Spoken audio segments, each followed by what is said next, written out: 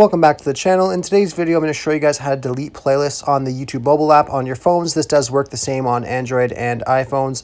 Very easy to do. All you have to do is head over to your YouTube application, open that up, and then on the bottom right corner, you want to click on Library. And then once you're on Library, you want to click, or actually scroll down, and you'll see all your playlists right here. So you just want to click on the playlist that you want to delete, and then you will notice that there's a little trash can just above here. So just go and click on the little trash can and click on Delete, and that will delete your playlist on your YouTube account. I really hope I was able to help you guys out with showing you how to delete playlists on your YouTube. If it was helpful to you, be sure to leave a like on the video and subscribe for more. Thanks for watching.